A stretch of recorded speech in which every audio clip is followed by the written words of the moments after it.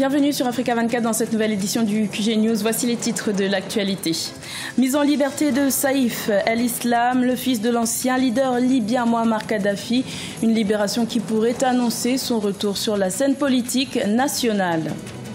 L'économie sud-africaine est en difficulté. Le pays vient d'enregistrer un nouveau taux de chômage record au premier trimestre 2017. Les détails dans cette édition. Promotion de l'entrepreneuriat féminin au Cameroun, un nouveau programme d'accompagnement vient d'être créé pour l'autonomisation des femmes. Mais avant de développer ces titres, au Cameroun, l'Église catholique réfute la thèse du suicide concernant le décès de Monseigneur Jean-Marie Benoît Bala, dont le corps a été repêché dans un fleuve le 2 juin, 48 heures après le signalement de sa disparition. Les évêques camerounais estiment qu'il s'agit d'un assassinat et demandent aux autorités de retrouver les coupables afin de les traduire en justice. Les résultats de l'autopsie sont toujours attendus. En Libye, la libération le 10 juin de Saïf el-Islam, le fils de Mouammar Kadhafi, a créé la surprise au sein des populations. Ce dernier a bénéficié d'une loi d'amnistie promulguée par le gouvernement établi dans l'est du pays. Une libération qui pourrait laisser entrevoir son possible retour sur la scène politique. Grazela Tchakounté. L'information a été annoncée le 10 juin 2017. Elle est désormais confirmée. Saïf el-Islam Kadhafi est libre.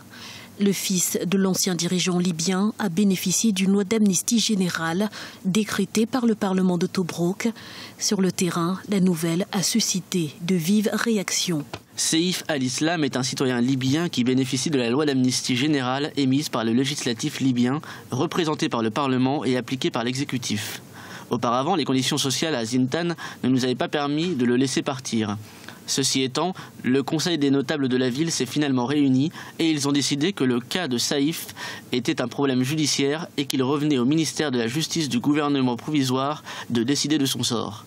Le gouvernement nous a demandé de le libérer et c'est ce que nous avons fait. Il a quitté Zintan le 14e jour de Ramadan, vendredi dernier.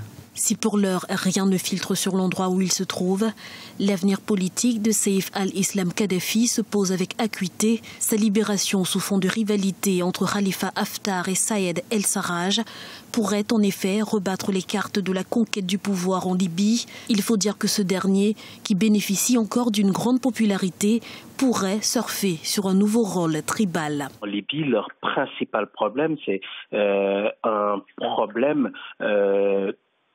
de compétition territoriale entre les groupes armés. Il faut se rappeler que Kadhafi venait de la Tripolitaine. Donc, avec cette compétition territoriale qui rend l'unité nationale très difficile, le fils Kadhafi, s'il est en liberté et si sa libération a été obtenue par certains groupes, il va renforcer, c'est un leadership qu'il va développer et cela n'aidera pas à la stabilisation de la Libye et à une convergence et du fait qu'on puisse taire les compétitions interterritoriales qui ont un nid très fertile en Libye.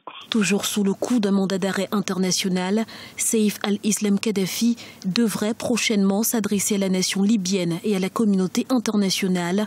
Quel sera son positionnement? Entre espoir et inquiétude, les spéculations vont bon train. L'Afrique du Sud a fait face à un taux de chômage record au premier trimestre 2017. Un nouveau coup dur pour ce pays, affecté par la récession économique et la dégradation de sa note souveraine. L'incertitude politique serait l'une des causes de cette morosité économique. Un sujet de la rédaction.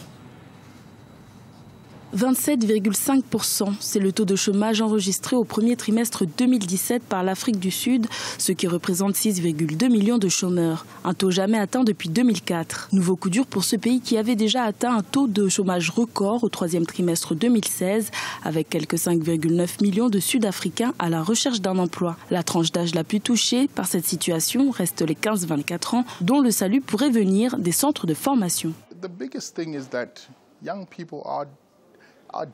Le plus visible, c'est que les jeunes sont désespérés et nous trouvons en réalité nos idées et nos analyses que nos jeunes dans ce pays sont très optimistes.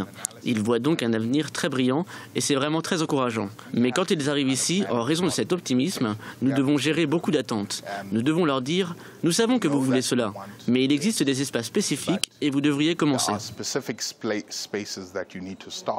Les indicateurs économiques sud-africains sont au rouge. L'économie la plus industrialisée du continent africain est entrée en récession au premier trimestre 2017, notamment à cause de la chute des prix des matières premières et une faible demande dans les marchés à l'export. Une situation qui a pénalisé la création d'emplois, notamment dans les domaines de l'agriculture et du commerce. Les emplois pénibles, difficiles et dangereux ne sont pas attrayants. L'agriculture n'est pas attrayante dans la mesure du possible. C'est le seul secteur avec l'exploitation minière qui a bien fonctionné. Ce ne sont pas les secteurs les plus attrayants pour nos jeunes. Ce que nous devrions faire, c'est d'essayer d'encourager nos jeunes à se lancer dans un certain nombre de secteurs et à se faire connaître et à développer leurs intérêts. En 2012, le gouvernement sud-africain s'était engagé à réduire le taux de chômage à 14% en 2020 et 6% en 2030. Une promesse que les autorités sud-africaines pourraient avoir du mal à tenir, notamment après la dégradation de la notation de la dette souveraine du pays en avril 2017, actée suite au climat d'incertitude politique et à la croissance économique morose. Au Cameroun, les femmes constitueraient près de 50% de la population et 47% d'entre elles auraient moins de 30 ans. Elles sont donc considérées comme des acteurs économiques importants et c'est dans ce cadre qu'un nouveau programme pour l'autonomisation des femmes a été créé. Plus de détails dans ce reportage de notre correspondante Viviane Bauken. Réunies au sein de la Cameroon Women Business Leaders Association, les femmes chefs d'entreprise camerounaises prennent à cœur le problème de l'autonomisation de la femme. Et pour briser les préjugés souvent ancrés dans les mœurs, elles entendent soutenir la jeune femme dans la production des richesses. Nous avons créé une société dans notre association, la Cameroon Women Business Leader Industry, parce qu'on se dit qu'on ne peut pas parler de développement sans parler de la production. Et d'autre part, l'encouragement à la jeune femme à créer de l'emploi. Depuis mars 2017, plusieurs activités se sont déroulées à l'endroit des jeunes femmes du secteur informel, notamment des coiffeuses, des couturières et des commerçantes du secteur de la téléphonie mobile. Elles ont reçu des outils nécessaires pour la confection des dossiers d'octroi de crédit bancaire. Nous avons commencé déjà à octroyer des formations aux femmes du secteur informel au secteur formel, leur apprendre comment mieux gérer leurs entreprises, d'une part. D'autre part, nous avons commencé à encourager les femmes à monter leurs dossiers financiers pour leur permettre d'obtenir des crédits dans les banques. Cette vision implémentée par la Cameroon Women Business Leaders Association s'inscrit dans la vision du chef de l'État, Paul Biya, de faire de l'emploi et de l'entrepreneuriat féminin un axe central de la politique de développement du Cameroun. À la rencontre de la comédienne tchadienne Mariam Maïboula. Elle est de retour sur scène avec la pièce de théâtre La Maison de Bernada Alba qui met en scène la dictature d'une veuve orgueilleuse. Un portrait à découvrir avec Mamat Ramadan et Siam Victoria Sedji.